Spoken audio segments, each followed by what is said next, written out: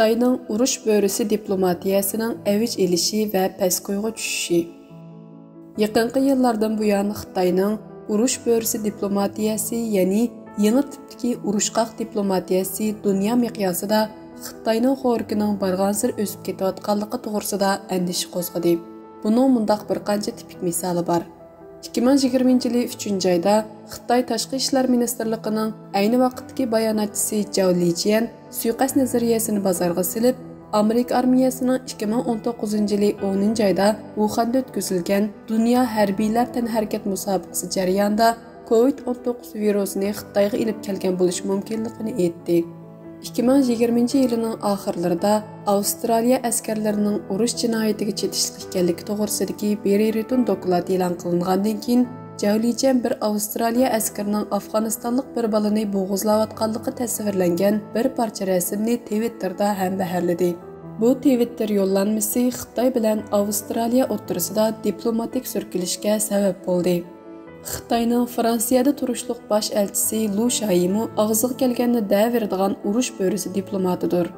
U Xitoyning COVID-19 yuqumiga qaytirgan inkosini maqtab uchirib, G'arbning virusga taqobil turish siyosatlarini tanqid qildi. U yana Fransiyadagi parlament a'zolari, tadqiqotchilar va taratqularni Tayvanni qo'llaydigan so'zlar sababli ko'p qatim haqoratladi. Rossiya Ukrainaga tajovuz qilgandan keyin Lu Shai 2023 yil 4-oyda ziyoratni qabul qilganda Sharqiy Yevropadagi sobiq Sovet ittifoqi jumhuriyatlarining egilik huquqli davlatlar ekanligidan gumonlanganligini bildirdi. Deng Xiaopingning rahbarligidagi ko'pinchisi ehtiyotjon, dogma va chet el taratqullari bilan kamdan kam bordi keldi qiladigan Xitoy diplomatlariga o'xshamaydigini, Xi Jinping davridagi urush bo'risi diplomatlari Xitoyning davlat manfaatini chet elning dushmanligidan qo'g'dashda to'limi urushxumar tutum izhor qilib keldi. Shundaqla ular yana kishilarning diqqat e'tiborini qo'zg'ashga intayin heris. Urush bo'risi diplomatiyasining ichki sabablari. Diqqat qilishga arziydigani shuki, faqat oz sondagi Xitoy diplomatlarla urush bo'risi deb atalgan bo'lib, Xitoy amaldorlari bu so'zni yoqtirmaydi. Urush bo'risi deb atalgan bu diplomatlarning talash-tartish qo'zg'agan bayonlari va qilmishlari ko'pincha Sharq Turkiston, Tayvan va Hong Kong qatorliq sezgur masalalarni o'z ichiga oladi. Xitoyning COVID-19 yuqumini tizginlash siyosatini Xitoyning an'anaviy geostrategiyalik manfaatidan halqib turib yaqalash urush bo'risi diplomatiyasining yana bir ro'shan alohidaligidir. Xitoyda Xitoy bilan G'arb ellari orasidagi o'xshamagan yuqumga taqobil turish usullari, tuzilmalar o'rtasidagi, davlat kuchi o'rtasidagi, hokimiyat iqtidori o'rtasidagi, hatto kulturlar o'rtasidagi raqobat deb tasvirlandi. Bu ma'nodan aytganda Xitoy diplomatlari Xitoyni qo'g'dashda tashabbuskor bo'ldi. Xitoyning urush bo'risi diplomatiyasini yo'lga qo'yishida nurg'un ichki sabablar bor bo'lib, buningda mundaq 3 omil asosli rol o'ynaydi. Shaxsiy turtki, Xitoyning tashqi tashviqot sistemasidagi tuzum o'zgarishi, Xitoyning strategiyalik bo'rash taktikasi. Birinchi, shaxs qatlamida diplomatlarni tashabbuskor va qattiq tutum izhor qilishga undaydigan ko'p xil turtki mavjud. Xitoy diplomatlari shaxsiy inovati va kasbiy istiqbolini yuksaltirish, shundaqla xo'ja akalarga bo'lgan sadoqatini namoyon qilish istiqining turtkisida shundaq tutum izhor qilishi mumkin. Urush bo'risi diplomatiyasi va shu sababli diplomatlarning taratqularda ko'rilish nisbatining eshishi ba'zi fursatparast diplomatlar uchun o'z xizmatdoshlaridan olqib mansibini o'stirishning oson yo'li bo'la oladi. Yana bir xil ehtimollik shuki, ba'zi urush bo'risi diplomatlari fursatparastlik bilan kasbiy istiqbolni ko'zlab qolmasdan, balki qattiq tutum izhor qilmasa, boshliqlari yoki davlat ichidagi millatchilar tarafidan ling tasma deb tanqidlanishdan ansirishi mumkin. Xitoy siyosatida shundoq bir an'ana borki, byurokratlar yoki diplomatlarning chet elning mudohalasiga qarta diplomatik tadbir qo'llanishining o'rniga jidalxo'r tutum izhor qilishi, ya'ni qat'iy bo'zak bo'lmasligi umid qilindi. Ikkinchidan, Xitoyning tashqi tashviqot sistemasidagi byurokratik o'zgarish urush bo'risi diplomatiyasi va tashviqotiga ilhom berdi.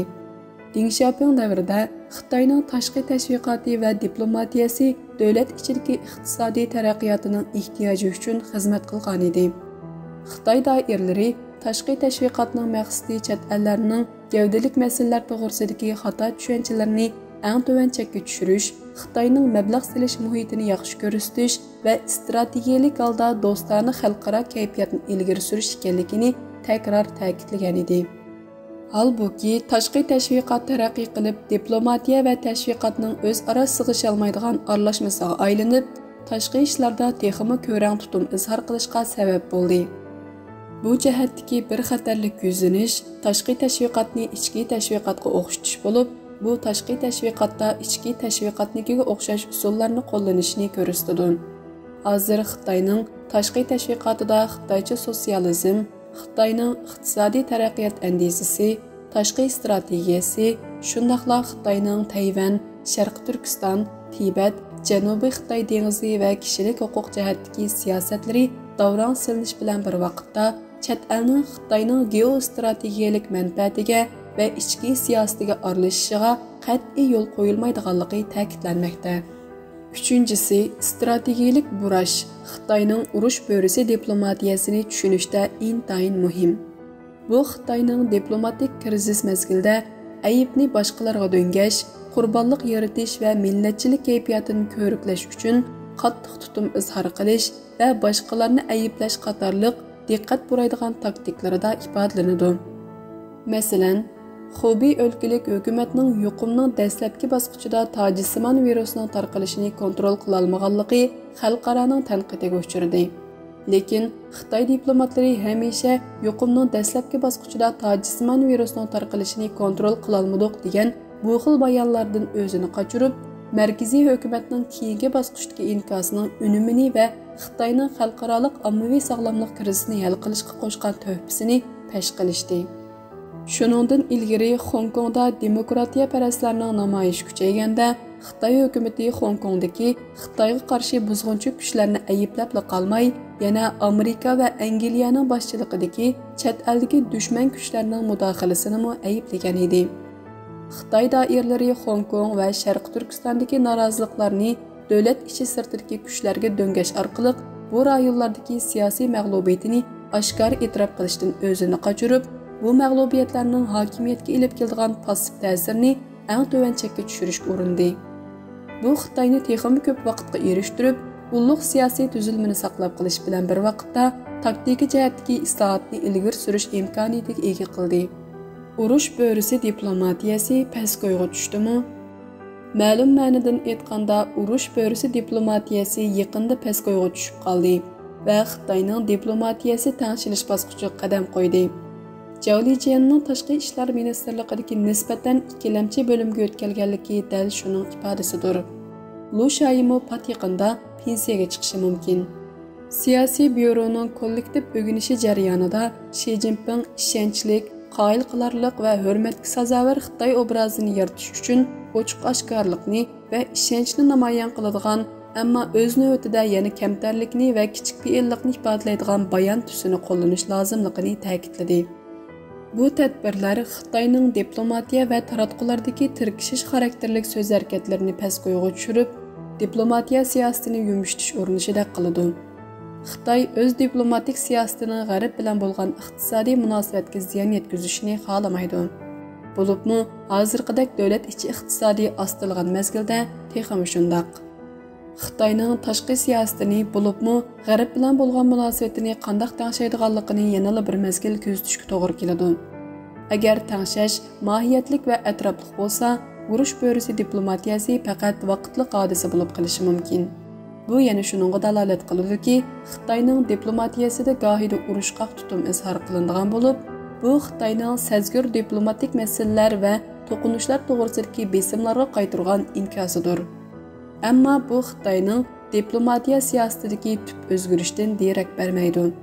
Halbuki yuqorqi 3 ichki omilning dalolat qilganidek, garchi Xitoyda diplomatik tangshash ilib berilayotgan bo'lsa-mu, ammo urush bo'risi diplomatiyasining urug'i Xitoy siyosatida yil ham mavjud. Xitoy o'zining G'arb bilan bo'lgan munosabat haqida astoydil o'ylanib, uzun muddatlik strategiyalik nazar shakllantirishi, uzun muddatlik strategiyaning qisqa muddatlik va taktikalik ehtiyojining iskanjisiga tushib qolishiga yo'l qo'ymaslik kerak. Urush bo'risi diplomatiyasi yoki boshqa tipdagi zo'rlig'uchi diplomatik tutumlar Xitoy hukumatini davlat ichida va xalqarada yuzi to'kilishdan saqlab qala olgan taqdirdimi, ammo uning uzun muddatlik ta'siri to'liq cho'nqur va salbiy bo'lishi mumkin.